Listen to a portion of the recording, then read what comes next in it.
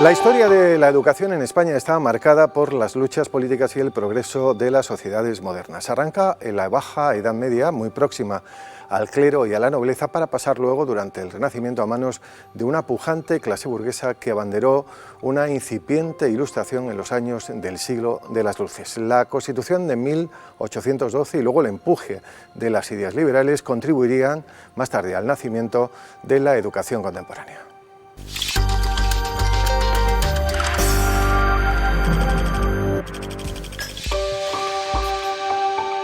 ¿Qué tal están? Sean bienvenidos. Vean ahora en titulares las propuestas que hemos preparado para el programa de hoy.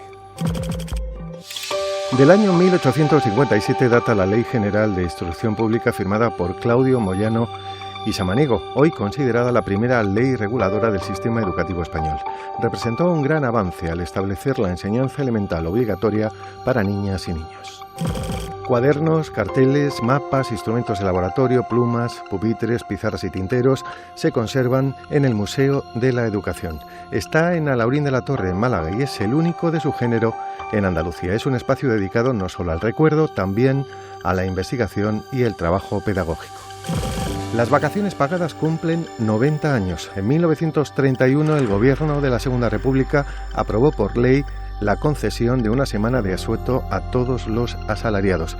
Antes, una ley de 1918 había regulado ya el descanso remunerado, pero solo para los funcionarios. Páginas Amarillas era una guía telefónica de empresas organizada por el tipo de servicios que ofrecían. Durante 50 años ha publicitado a miles de comercios españoles. Este año el icónico directorio telefónico de productos y servicios se despide de su edición en papel. Emilio Prados nació en Málaga el 4 de marzo de 1899. Su vida fue una auténtica epopeya geográfica hasta su exilio y muerte en México. Designado autor del año en Andalucía, una exposición, El mar de la nostalgia, reconstruye la biografía del poeta y editor de la generación del 27. La canción Hurricane abría el disco Desire de Bob Dylan del año 1976. Es la historia del boxeador negro Rubin Huracán Carter. Pasó 19 años en prisión por delitos que no cometió. Su caso fue similar al de otros afroamericanos condenados injustamente a prisión en Estados Unidos.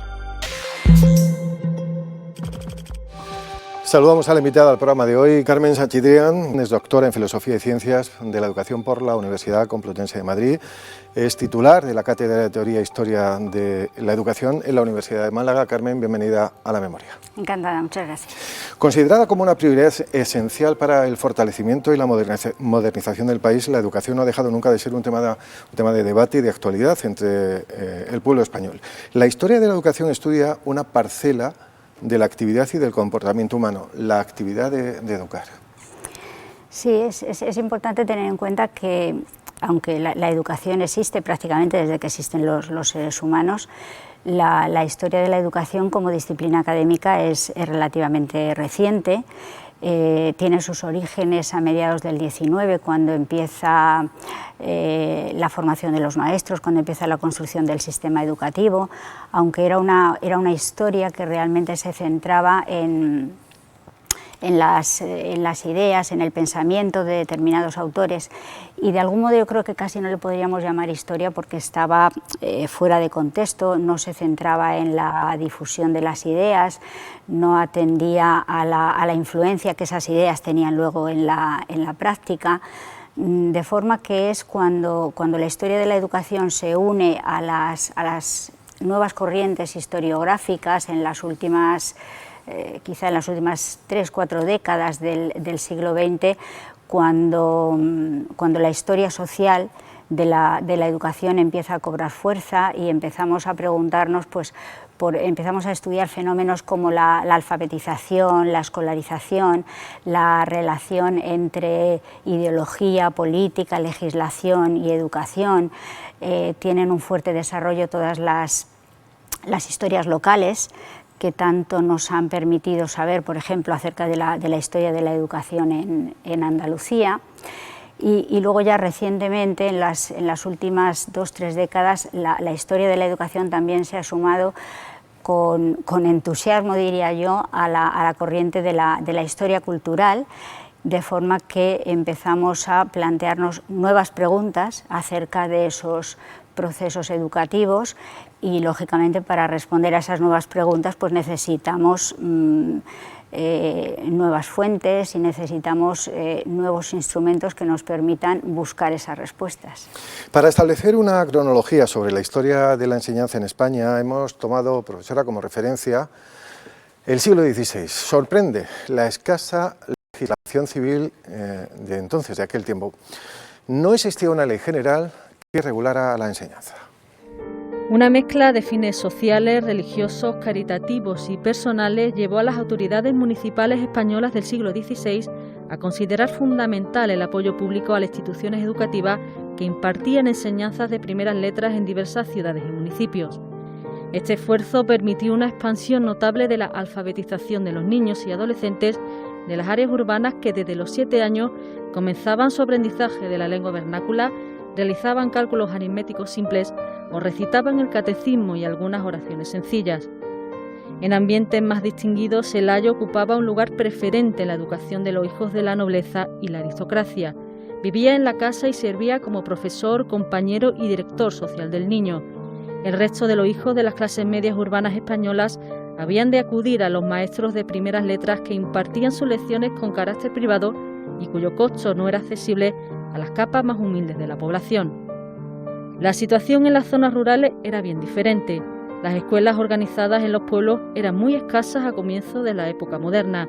Incluso en aquellos lugares en los que los maestros y párrocos impartían clases, la calidad de la enseñanza era sensiblemente baja. El analfabetismo, sobre todo en los municipios pequeños, era la regla general. Además, los campesinos no tenían una actitud demasiado proclive hacia los libros. El campesino se mantuvo durante un tiempo como una figura aislada, apartada por su pobreza e ignorancia del mundo urbano, del mundo culto. Cuando intentamos dar una visión general de la historia de la educación, decimos que ha habido dos revoluciones educativas, es decir, ha habido dos momentos clave en la historia de la educación y el primero de ellos es precisamente el siglo XVI y el segundo va a ser cuando se establezca que la educación es obligatoria para todos. Entonces, cuando en el siglo XVI es muy difícil tener cifras globales de analfabetismo en España. Además, si tuviéramos esas cifras estarían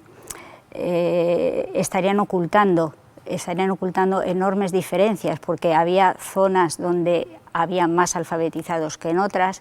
Dentro de esas mismas zonas iba en función de las clases sociales, dentro de la misma localidad también está en función del género, entonces es muy complicado dar cifras acerca del analfabetismo.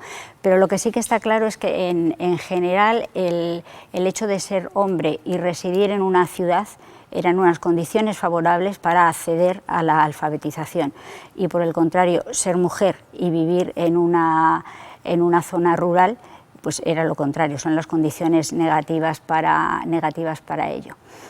Y en estos momentos, además, en determinadas zonas rurales, no solo en el siglo XVI, sino incluso luego ya más adelante, en el XVIII y en el XIX, hay zonas rurales donde no se va a entender el sentido de la escuela, no se va a entender la utilidad que puede tener el enviar a los niños a la escuela, de forma que efectivamente las diferencias entre unos grupos y otros y entre unas zonas y otras se van a mantener durante mucho tiempo y van a ser muy, muy grandes.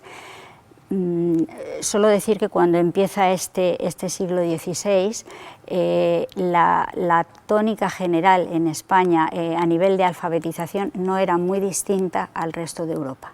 Y sin embargo va a ser luego a lo largo de los siglos XVII, XVIII, incluso XIX, cuando la brecha de España con relación a los países de nuestro entorno se va a agrandar enormemente.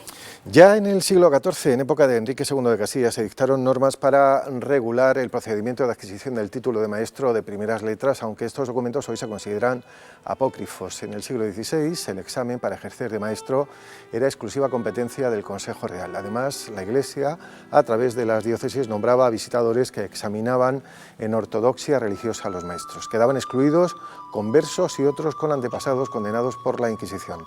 Las materias de lectura, escritura, números y doctrinas religiosas se impartían en escuelas públicas municipales o privadas, escuelas monacales, catedralicias, obispales y parroquiales, todas ellas vinculadas a la Iglesia, y otros centros de educación especial para niños pobres, huérfanos y vagabundos.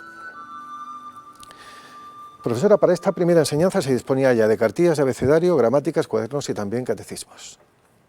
Sí, a partir de la introducción de la imprenta, la primera se establece en Segovia en 1472, muchos de estos establecimientos, muchos de sus primeros encargos están relacionados con materiales para la enseñanza de la lectura. Hay, a título de curiosidad y sobre todo por todos los que puedan estar interesados en verlo, hay una preciosa edición facsímil donde se pueden ver 34 cartillas para la enseñanza de la lectura publicadas en España entre los siglos XV y XVI, es decir, en una época muy temprana. Estas cartillas eran muy similares, muchas de ellas son de un formato muy pequeño, y tenían una primera página donde iban las letras, luego iban las distintas combinaciones que podían hacerse con todas las letras, para pasar inmediatamente ya a la lectura de, en general, textos religiosos, de forma que estas cartillas, que son para la enseñanza de la lectura, también son a la vez textos para el aprendizaje de esas oraciones. El papel en general es un material caro, de forma que los alumnos solo utilizan cuadernos en casos muy especiales y su uso generalizado no se produce prácticamente hasta el siglo XX. El maestro de primeras letras es parte ya de la historia de la educación en nuestro país, en España. Enseñaba a leer, a escribir y a contar, y educaba en los fundamentos de la doctrina cristiana. La supervivencia de la Escuela de Primeras Letras, instalada generalmente en el domicilio del maestro, dependía habitualmente de las aportaciones en moneda o especie de las familias, aunque también existían casos de escuelas costeadas con fondos de mecenas o de las arcas municipales. Las asociaciones gremiales de maestros trataron de mitigar estas penalidades, estableciendo planes benéfico-asistenciales para los asociados. Para regular el censo de maestros, evitar la competencia desleal y valorar la calidad de la enseñanza, se crearon las Hermandades de San Casiano. Su primer cometido era cubrir la demanda de docentes en parroquias y demarcaciones urbanas, estableciendo un número de maestros para cada una de ellas. Igualmente, estas asociaciones actuaron con decisión para tratar de mejorar la formación de los docentes. Todo individuo que quería abrir una escuela en una determinada ciudad era sometido a una batería de exámenes elaborados por los miembros de la hermandad, y si lo superaba, se le concedía una titulación para ejercer en esa población. Estas asociaciones gremiales únicamente surgieron en los núcleos de población más habitados. Eran dos, profesora, las congregaciones en el siglo XVIII, estaban instaladas en las ciudades de Granada y Málaga.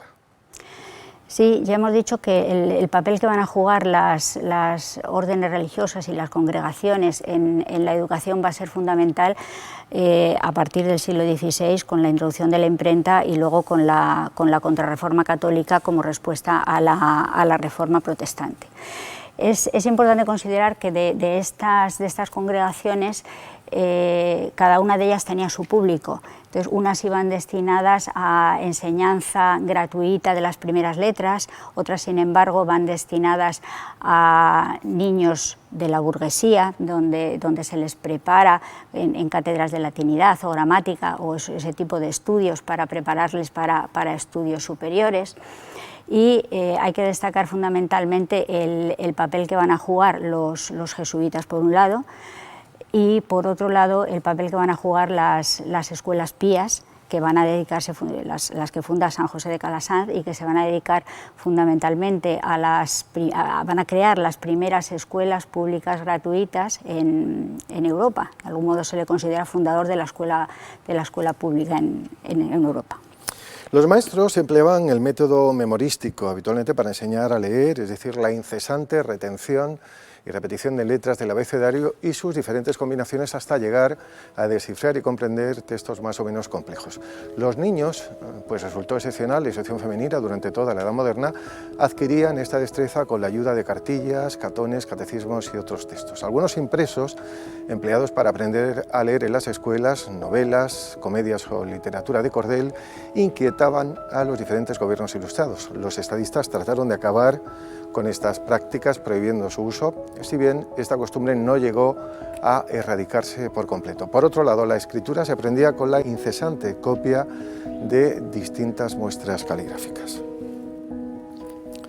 Toda esta metodología fue ampliamente cuestionada, sobre todo en el último tercio de este siglo, el siglo XVIII. El debate entre calígrafos e innovadores fue un debate muy enconado. Sí, fue un debate enconado y además fue un debate pedagógico y muy interesante, porque es un debate pedagógico, pero en el que subyacen, como muchas veces en los debates pedagógicos, los intereses de determinados grupos o corporaciones, y en este caso va a ser entre los calígrafos y los maestros. Y además subyace distintas concepciones acerca de lo que es el uso social de la escritura.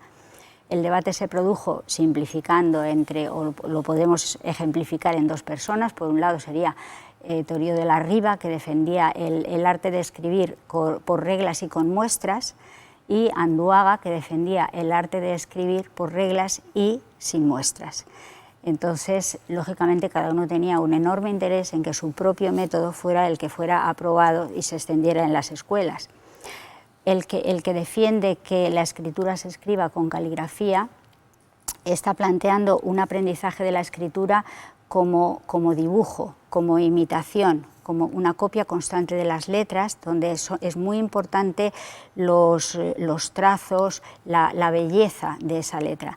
Mientras que quien defiende la escritura sin seguir esas muestras incesantes de caligrafía, pues va a permitir diferencias individuales en función del pulso de cada uno, en función del trazo, y se van a permitir diferencias individuales. En estos años del siglo XVIII, el reformismo ilustrado alentó la educación como base para el progreso de la nación y de la corona. El gobierno de Carlos III, de este monarca, introdujo reformas educativas. Los ministros del rey, Campomanes, Jovellanos y Cabarrús, emprendieron la tarea de ordenar la enseñanza. Se creó en 1780 el Colegio Académico del Noble Arte de Primeras Letras para la preparación de los maestros. Paralelamente se escribieron textos, discursos y planes de estudio. La cédula del 12 de julio de 1781 es un ensayo del establecimiento de la enseñanza obligatoria. Le siguió, unos años después, la disposición sobre los reglamentos de las escuelas de niñas para todo el país. 32 escuelas de este tipo funcionaban ya en la ciudad de Madrid en el año 1783. También se expandieron por el norte y otras zonas peninsulares predominantemente urbanas. Todavía por aquellos años, la hegemónica cultura patriarcal del país confiaba la educación de la mujer a los intereses del cabeza de familia. Más que aprender a leer y a escribir, la educación femenina, profesora, estaba orientada a las tareas del hogar y a la enseñanza en los valores morales. Sí, se pretendía que las niñas aprendieran aquello que les podía servir en la vida. Entonces, para la inmensa mayoría de ellas se planteaba que su vida iba a ser pues ser madres, ser esposas y tener que ocuparse de su casa. Entonces no se veía realmente la utilidad de que aprendieran a leer y desde luego muchísimo menos de que aprendieran a escribir. Con relación a esto hay que señalar que si el aprendizaje de la lectura en algunas épocas se consideró peligroso para las mujeres, incluso algunos que defendían que las mujeres aprendieran a leer, a la vez ofrecían listas de cuáles eran los libros que tenían que leer las mujeres. Desde luego, el hecho de que plantearse que aprendieran a escribir era más peligroso, porque la escritura nos permite comunicarnos, nos permite dejar constancia de las propias ideas, no ya solamente leer las de los demás. Y esta situación con relación a las mujeres, en la que también hay que diferenciar, como en cualquier aspecto dentro de historia de la educación, en función también va a depender de las clases sociales. Es decir, no va a ser lo mismo la niña de una familia campesina que la niña de una familia noble. Entonces, considerando estas variables, pero sí que es cierto que en general la educación de las niñas va a estar más abandonada que la de los niños y se le va a dar menos importancia que la de los niños. En este siglo, en el siglo XVIII, meses antes de que Madrid estrenara sus primeras escuelas públicas y cuando la educación en manos de órdenes religiosas se limitaba a las élites y se negaba a las mujeres, Macharabiaya, un pequeño pueblo rural de la costa oriental en Málaga, fundó una escuela en la que todos los niños y niñas podían estudiar y cuya dirección recaía sobre los prohombres de la villa. La familia Gálvez, de linaje nobiliario, propuso al rey Carlos III la fundación de esta escuela y de un banco agrícola destinado a socorrer a los labradores. Era el año 1782. El rey autorizó el banco y la escuela, hoy considerada el primer centro de enseñanza público mixto y gratuito en España. Era, como decimos, el año 1782. Esta escuela de Macharabiaya tenía un sistema educativo, digamos que muy avanzado para la época. Prohibía expresamente los castigos físicos a niñas y niños. Y estos, estando en clases separadas, sí podían acudir al colegio, al mismo edificio, para estudiar. La escuela becó y además premió a estudiantes aplicados y retribuía a maestros, a maestras y ayudantes. Sí, la escuela de Macharabiaya fue realmente una iniciativa excepcional. Y justamente por eso creo que hay que destacarla, como ha hecho en sus publicaciones José Luis Cabrera, por ejemplo. Estas iniciativas además reflejan muy bien el espíritu de los ilustrados con relación a la educación. O sea, los ilustrados intentan mejorar la situación del pueblo a través de la educación. Y recordemos que en estos momentos no hay una legislación general, de forma que las escuelas primarias son una cuestión local, es decir, existen allí donde los ayuntamientos, en algunos casos los párrocos o en algún caso la iniciativa privada, como va a ser aquí, las impulsen. Y este hecho de impulsar es también muy propio de los ilustrados, porque aunque va apareciendo las primeras normativas, los primeros intentos de establecer alguna regulación acerca de la educación, pero normalmente se quedan en ese nivel. Es decir, los ilustrados sugieren, impulsan, animan a que se creen escuelas y de algún modo siguen el lema que, por ejemplo, tenemos en la fachada de la Sociedad Económica de Amigos del País de Málaga, otra institución claramente ilustrada, que es ese lema de socorre al diligente y niega al perezoso.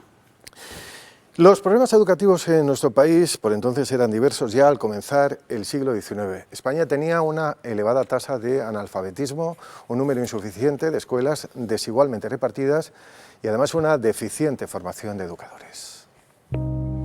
La Constitución de Cádiz de 1812 fue el primer impulso a una nueva legislación escolar y a un sistema educativo estatal y secular.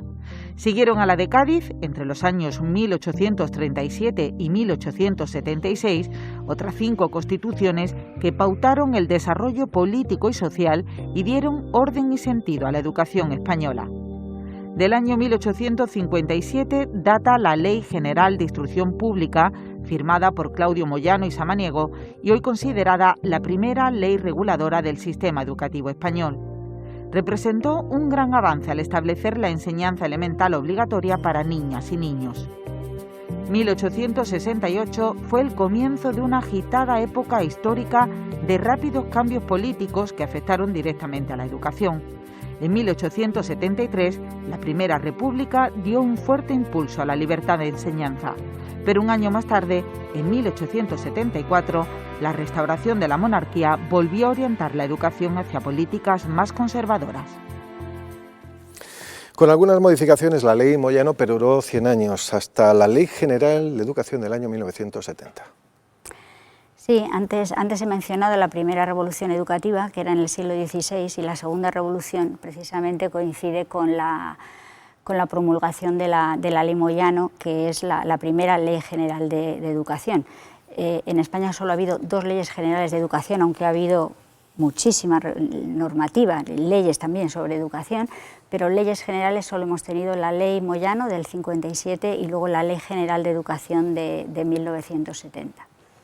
Es importante que sepamos lo que la ley hace, porque antes de que existiera la ley, antes de que existiera un sistema educativo, hemos dicho que había escuelas, había cátedras de latinidad, había universidades, pero no formaban un sistema educativo. Nadie establecía cómo se pasaba de las escuelas primarias a esas cátedras, cuántos años tenían que durar esos estudios de latinidad, quiénes podían impartirlos, quiénes eran los responsables.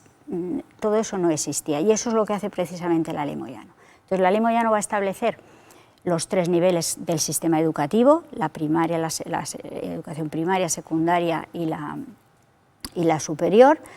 Va a establecer el currículum de cada una de ellas, quiénes pueden ser profesores, van a establecer los sueldos, las instituciones donde se va a impartir cada una de esas enseñanzas, va a regular la enseñanza pública y la enseñanza privada, quién va a existir la enseñanza privada, pero la ley va a establecer los requisitos para esos centros privados, va a establecer la administración educativa, la enseñanza primaria va a depender de los ayuntamientos, la enseñanza media, que no es solo el bachiller, sino que es también las escuelas normales, las escuelas de bellas artes, las escuelas de comercio, van a depender de las diputaciones, y la enseñanza superior va a depender del Estado, desde que se crea el sistema educativo. Los primeros años del siglo XX fueron prolíficos en reformas que afectaron a las escuelas de formación de maestros, la enseñanza secundaria y a los planes de estudio universitarios. En el año 1923 todos estos avances en la educación quedaron temporalmente interrumpidos por el golpe militar del general Primo de Rivera, que instauró una ideología educadora en los valores de la patria y la religión. La educación en los primeros años de la República fue una revolución. Por primera vez la enseñanza era pública, obligatoria, laica y mixta. Para combatir las altas tasas de analfabetismo, el gobierno se propuso construir miles de escuelas en un periodo de 5 años. Las misiones pedagógicas fueron una iniciativa del gobierno de la Segunda República. El objetivo era alfabetizar y mejorar en el nivel educativo y cultural de los sectores más atrasados de la población: campesinos, obreros y pobladores de lugares de difícil acceso. Estas visiones pedagógicas, profesoras, intentaban llevar la educación y la cultura, diríamos que a los sitios más recónditos del país. Sí, yo creo que las misiones pedagógicas fueron una de las experiencias más innovadoras y originales de la Segunda República. Empezaron en 1931 y hay que citar el papel fundamental que jugó ahí Cossío, que por un lado era el director del Museo Pedagógico Nacional y que luego va a pasar a ser el presidente del Patronato de las Misiones. En el 75 aniversario de las misiones en 2006 hubo una exposición muy interesante con un magnífico catálogo y se podían ver imágenes y escuchar algunos de estos misioneros, porque se llamaban así, cuando iban a los pueblos a intentar llevar la cultura. Estos misioneros, hubo unos 600, eran sobre todo alumnos universitarios, y algunos de ellos son muy conocidos por todos. Por ejemplo, María Zambrano participó en las misiones pedagógicas, o Carmen Conde, Luis Bello, jugó un papel esencial Alejandro Casona, y porque estas misiones, en ese intento de llevar la cultura, repartieron en más de 5.000 bibliotecas populares por los pueblos. En total esas bibliotecas tenían más de 600.000 libros, y además de ese reparto de bibliotecas, pues hacían el teatro ambulante del pueblo, que dirigía Casona. En algunos casos llevaban a los pueblos una colección de discos y un gramófono para que los maestros pudieran ponérselos a los niños y los niños pudieran escucharlo, y por la noche se hacían audiciones para los adultos. Se hicieron copias de los cuadros más famosos del Museo del Prado y se llevaban por los pueblos para que la gente los pudiera conocer. algunas proyecciones de cine. Entonces, de algún modo era el intentar acercar la cultura a todas esas zonas de España que, como hemos dicho, habían estado enormemente abandonadas desde este punto de vista. Después de la Guerra Civil, unos años más tarde, durante la dictadura del general Franco, la educación pasó a ser un vehículo transmisor de la ideología católica y patriótica. Introducir los nuevos valores morales fue una de las tareas encomendadas al Ministerio de Educación y al propio gobierno, una misión del propio gobierno. La Ley de Reforma de la Segunda Enseñanza del año 1938 fue la primera de las leyes a aplicar. Restableció el símbolo de la fe católica en todas las escuelas. El crucifijo, retirado durante la República, volvió a ocupar su sitio en las aulas junto a los retratos de José Antonio Primo de Rivera y del jefe de Estado, el general Franco. Como instrumento propagandístico de los valores y principios del nuevo Estado, los libros de texto exaltaban las virtudes del movimiento nacional.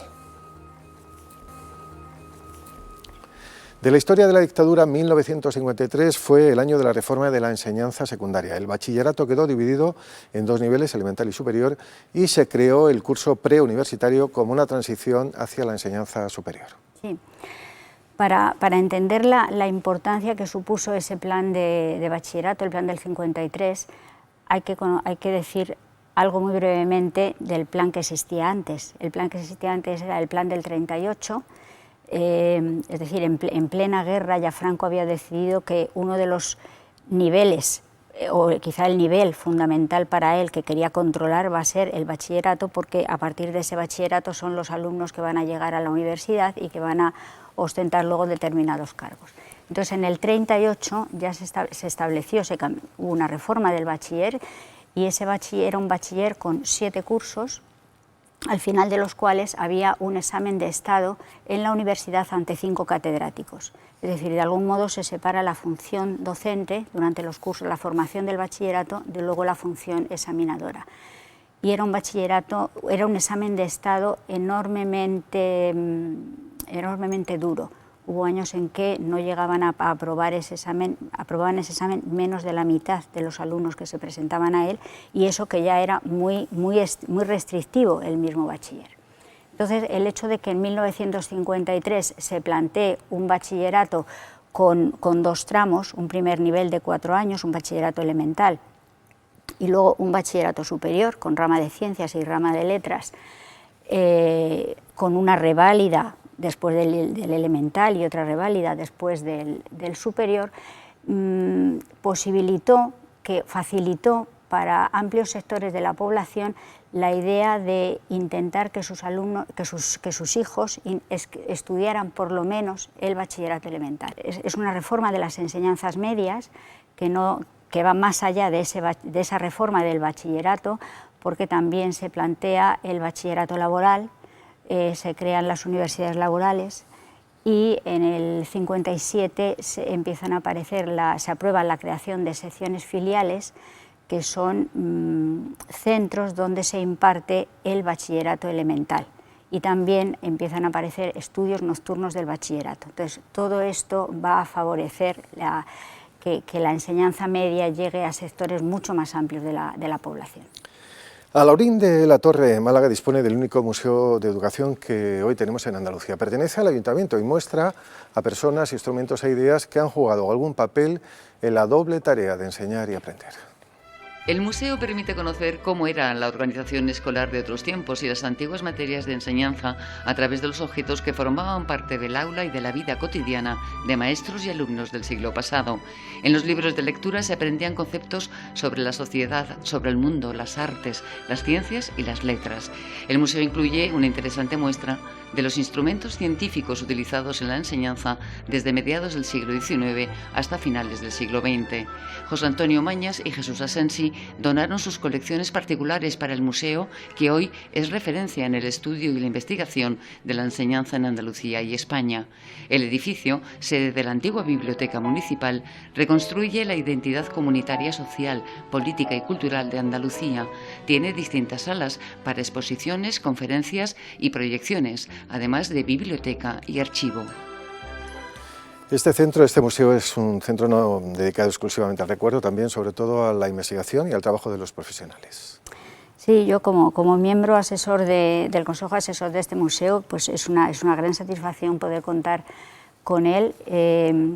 Hay que decir que en Andalucía este es el único de este tipo, pero contamos con 2 museos pedagógicos dependientes de las universidades de Sevilla y de Huelva. Es un museo, el MAE, el Museo Andaluz de la Educación, es un museo además peculiar en el sentido de que es la unión de esas 2 colecciones muy distintas pero complementarias de las que ahora mismo se ha hablado. Y claro, como Museo de la Educación es un museo donde ocupa un lugar importante el recuerdo, la nostalgia, el poder evocador de los objetos, pero sin perder nunca de vista que estamos ante un museo.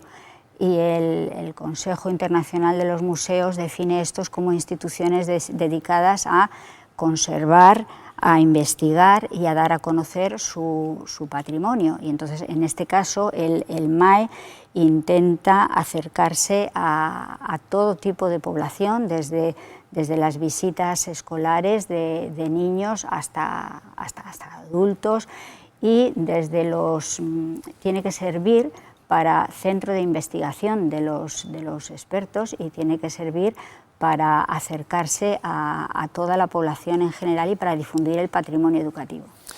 La enciclopedia profesora era un compendio elemental del saber, era el libro de texto único en la escuela, dividido por materias, reunía todos los contenidos que el alumno tenía que aprender, se adaptaba a los 3 niveles o grados de enseñanza, elemental, medio y superior. Los tratados de urbanidad y los libros de lectura educaban sobre el respeto a las personas en función de su autoridad, su edad y su posición social. En la escuela antigua todos los días se leía de forma colectiva. En los libros de lectura se aprendían conceptos sobre la sociedad, sobre el mundo, las artes, las ciencias y las letras. Los libros femeninos pretendían educar un modelo de mujer a través de normas de comportamiento social. En 1920, un Real Decreto estableció la lectura obligatoria del Quijote en la escuela. Debía ocupar el primer cuarto de hora de cada día de clase. A continuación, el maestro explicaba a los alumnos el significado y la importancia del pasaje que había sido leído. Decimos que el Museo de la Educación de Andalucía, como estos otros 2 museos pedagógicos, el de Sevilla y el de Huelva, nos acercan a esa otra época a través de los objetos que han formado parte de las aulas y también de la vida cotidiana de maestros y de alumnos.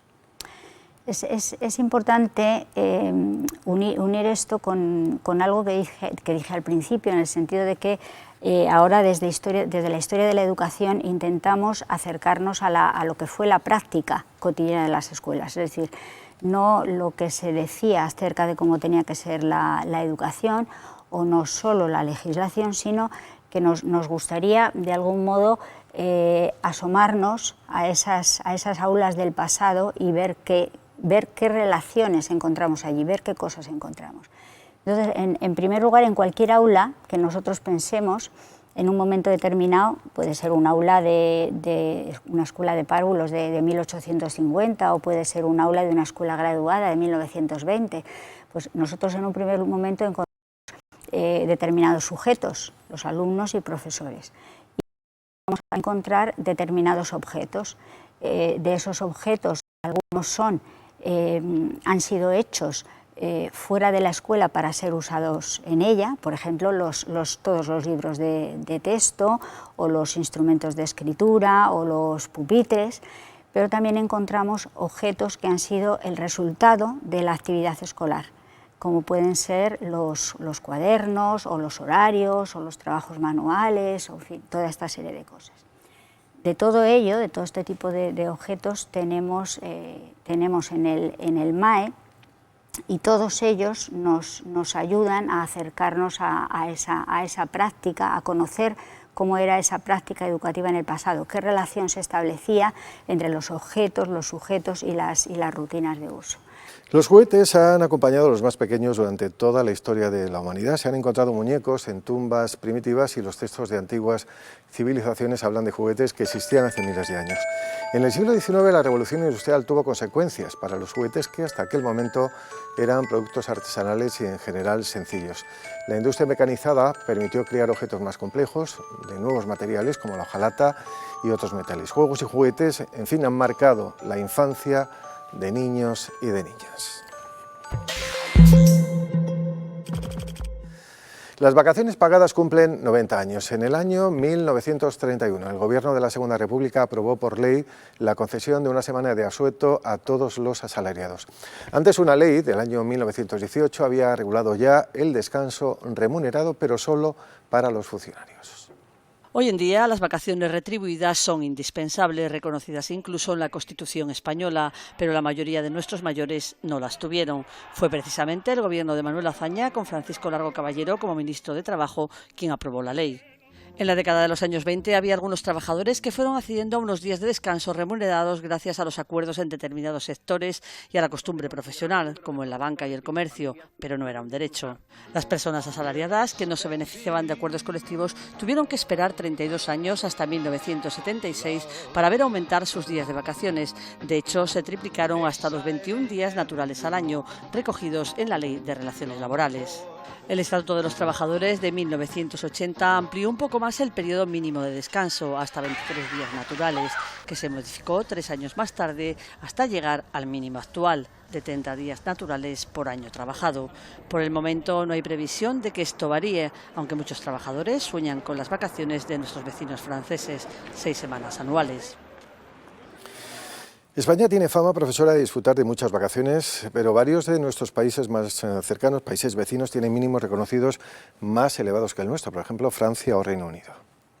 Bueno, yo creo que es una cuestión más donde se mantienen determinados estereotipos, como que en España hay más vacaciones que en otros países, pero creo que realmente lo que tenemos que, bueno, hay que buscar los datos.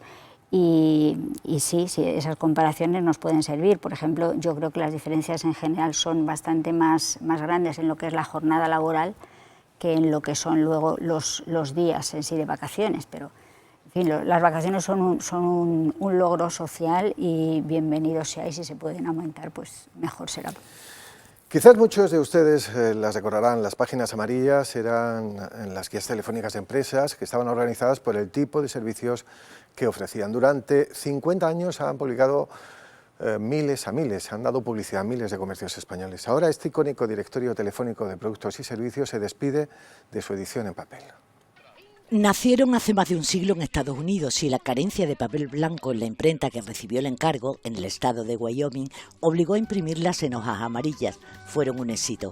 En España no llegaron hasta 1967 de la mano de Telefónica y durante décadas eran casi el único modo que teníamos para encontrar un producto o un servicio y la única plataforma que tenían los pequeños negocios y los profesionales para darse a conocer. ¿Este bar estaba en las páginas amarillas? Estaba en las páginas amarillas, sí. Tenía que pagar también para ponerme una publicidad desde las páginas amarillas, pero hoy en día está todo internet y si tienen que buscar mi bar, lo ponen en internet, ponen Bar Isabel y sale todo. A los jóvenes les cuesta comprender el mundo antes de Google.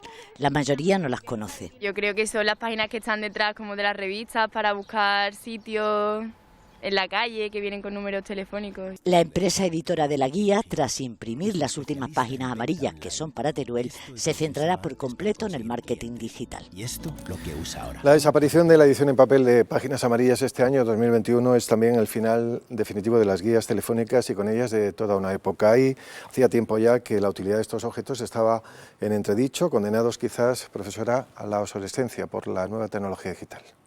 Sí, yo creo que esto es un caso más de los ejemplos que podemos poner en cómo las nuevas tecnologías han ido cambiando todos los aspectos de nuestra vida. Entonces, la forma ahora para localizar o para contactar a cualquier especialista, buscamos valoraciones que han recibido, etc. Entonces, es un ejemplo más de estos cambios.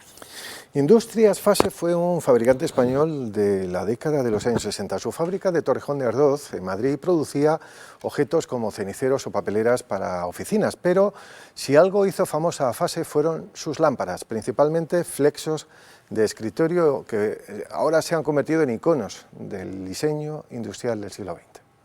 Empiezo enseñándoos la primera lámpara que se hizo desde Fase. En el año 1963 Fue la primera que se patentó, el modelo Presidente, con este nombre tan peculiar que evidentemente intenta atraer a los grandes ejecutivos, que era a quien iba dirigido. Existen cientos de modelos, como nos lo muestra Óscar. Los autores de este ingenio fueron Luis Pérez Oliva, un diseñador industrial, y Pedro Martín, un chatarrero que vendía tornillos en el Rastro de Madrid.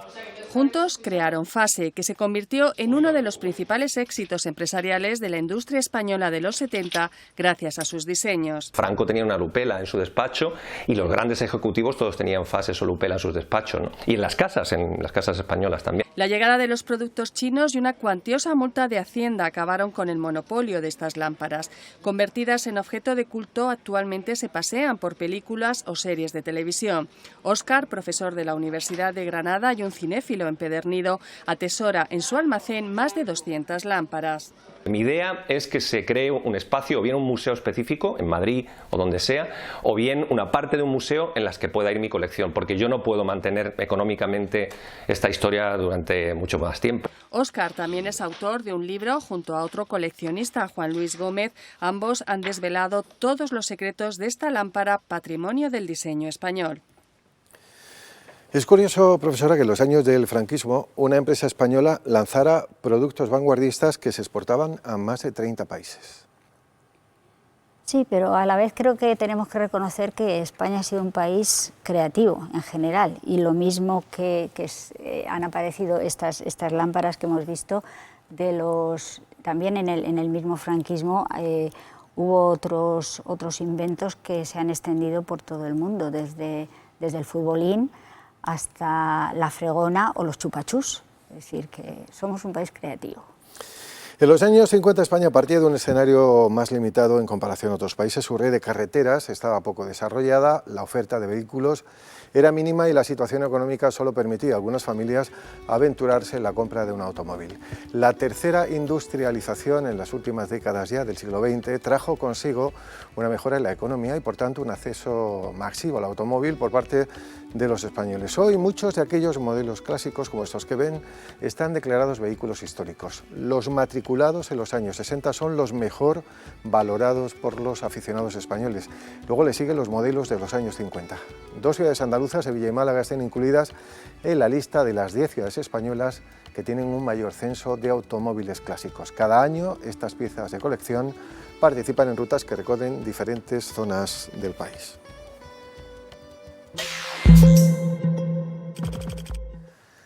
La nomenclatura de las calles en una ciudad es un fiel reflejo de la manera en la que han evolucionado sus gentes. El Callejero Emocional de Granada documenta la historia social y cultural de las calles de la ciudad, más de 2000 según el censo urbano actual. Este libro guía explica el porqué de cada uno de los nombres y en muchos casos las historias que sirvieron para su designación. La historia de la calle del Beso no tiene nada que ver con enamorados, sino con lo que hizo una madre al ver a su hija aparentemente muerta.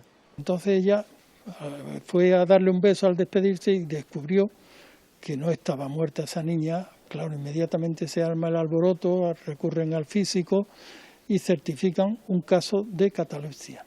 Tampoco la calle del Gato tiene que ver con felinos, sino con un hombre vinculado a un adulterio y a un homicidio. Se corre la voz por el barrio y por un hecho que ocurre en esa historia de uno de los actores, el vecindario le apoda a ese hombre el Gato, apodo que le acompaña durante toda su vida. Pero es que aquí hasta el propio libro tiene su historia.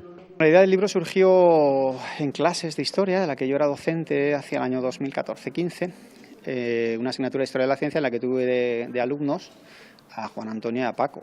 Los tres autores se han tenido que patear todas las calles de Granada, algunas alejadas y a deshoras.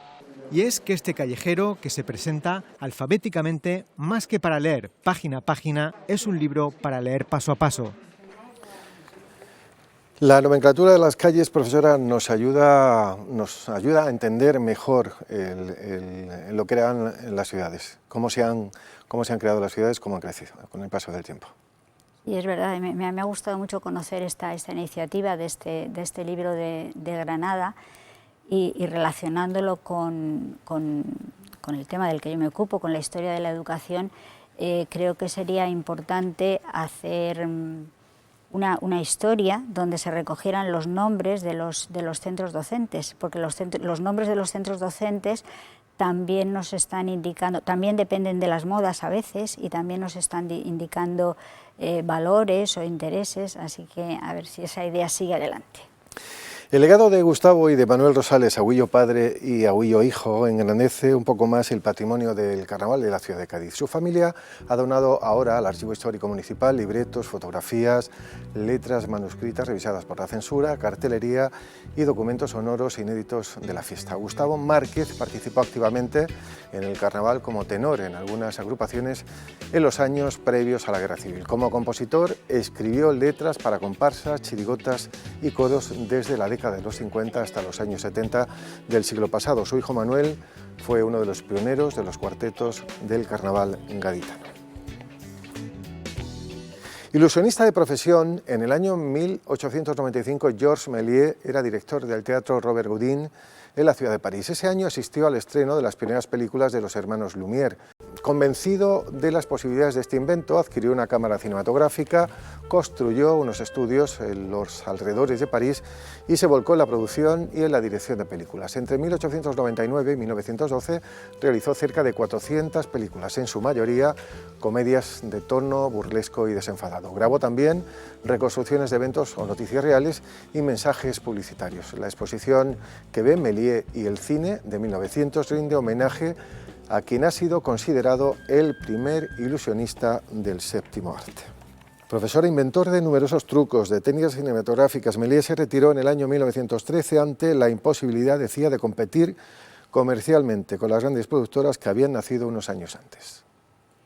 Sí, yo creo que desgraciadamente no es el único caso de personajes que hoy son mundialmente admirados y reconocidos y que sin embargo han tenido que abandonar lo que hacían o incluso que murieron en la miseria. Pues todos conocemos el caso, por ejemplo, de Rembrandt o de impresionistas como Van Gogh o como Gauguin o de escritores pues como Kafka, por ejemplo. Entonces creo que desgraciadamente es un ejemplo más de estos grandes personajes que sin embargo en vida no fueron reconocidos.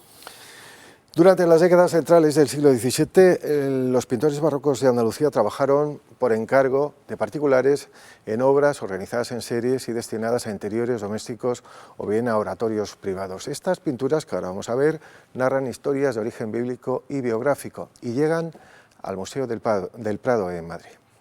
Los pintores barrocos andaluces fueron grandes narradores de historias y lo hacían como si se tratara de una novela por entregas. Es el caso de Murillo. El maestro sevillano recreó en 6 cuadros la parábola del hijo pródigo. Entre todos van contando, como en una novela de 6 capítulos, la historia del hijo pródigo. Podemos adentrarnos en esas capacidades de Murillo y en los recursos que utilizaba para contar historias. Este tipo de obras típicas de la Andalucía de mediados del siglo XVII se hacían por encargo, por clientes particulares para decorar sus salones. La exposición incluye otras 2 series, la que narra la historia de José, pintada por el cordobés Antonio del Castillo, y la dedicada a la vida de San Ambrosio, del sevillano Valdés Leal. Esta última sabemos que la encargó el arzobispo de Sevilla para su oratorio privado. Las series ocuparon un lugar fundamental en la pintura española de este siglo, el siglo XVII. A día de hoy muchas de ellas, sobre todo las que quedaron en manos privadas, se encuentran dispersas debido a herencias y otros repartos. Sí, creo que es una excelente noticia el que al menos se hayan conservado íntegras estas colecciones y que ahora podamos disfrutarlas todos en el Museo del Prado y quizá incluso en algún museo andaluz, no sé cuál es la previsión. Emilio Prados nació en la ciudad de Málaga el 4 de marzo del año 1899. Su vida fue una auténtica epopeya geográfica hasta su exilio y muerte en México. Designado autor del año en Andalucía por el Centro Andaluz de las Letras, una exposición, El mar de la nostalgia, reconstruye la biografía del poeta y editor de la generación del 27. La exposición reúne manuscritos, fotografías, trajes o esculturas del legado de Prados de la residencia de estudiantes. Un recorrido por la vida y la obra de uno de los poetas más peculiares y menos conocidos de la generación del 27. Una poesía de gran profundidad, compleja, hermética en ocasiones, pero exquisita. Con este reconocimiento contribuimos de forma definitiva a la difusión, merecida difusión, de este extraordinario autor, escritor. La exposición itinerante recorrerá las 8 provincias andaluzas, estará en Málaga hasta el próximo 30 de noviembre en el Centro Cultural Unicaja de la Plaza del Obispo. Emilio Prados murió en el exilio en México en el año 1962. Todo tipo de conchas y de otros elementos marinos acompañaban a sus libros en las estanterías. El mar, profesora, que siempre llevó con él, lo trae de vuelta ahora a su ciudad. Sí, es una forma quizá de recordarnos cómo los años de infancia, los años de juventud, los años de formación, de algún modo van a ser luego una constante a lo largo de toda nuestra vida, a veces siendo de ello conscientes o no. Y creo que efectivamente que este reconocimiento, tanto el título de autor del año como esta exposición, pues son un merecido homenaje a uno de los poetas olvidados del 27. Carmen Sanchidrián, gracias por estos minutos de charla en la memoria y suerte en sus proyectos futuros. Gracias a vosotros. La canción Hurricane abría el disco Desire de Bob Dylan en el año 1976. Esta emblemática canción narra la historia de Rubin Huracán Carter. Vivía en Paterson, en New Jersey. Tenía antecedentes penales y era un valor en alza en el boxeo en la categoría de los pesos semipesados. Su caso fue muy similar al de otros afroamericanos condenados injustamente a prisión en Estados Unidos por delitos que no cometieron. Las historias como esta de Rubin Carter estaban tan normalizadas en la época que el veredicto no llamó la atención de los medios de comunicación. Carter pasó muchos años en la cárcel hasta que la justicia le dio la razón. Con esta canción, una de las más populares de Bob Dylan, termina la memoria hoy recordando a Martin Luther King. Decía que nada se olvida más despacio que una ofensa y nada más rápido que un favor. Lean, reflexionen y debatan sus ideas. Feliz semana a todos. Adiós.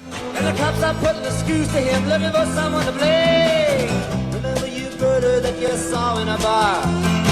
Remember you said you saw the getaway car. Thinking like the playboy with the law.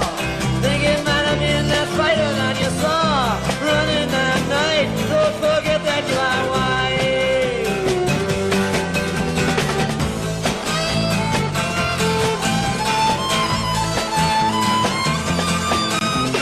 Arthur Dexter Bradley said, I'm really not sure. Pop said a poor boy like you could use a break. We got you for that motel job you did with Alfred Fellow. Now you don't want to have to go back to jail, be a nice fellow. You'll be doing society, baby. That son of a bitch is baby.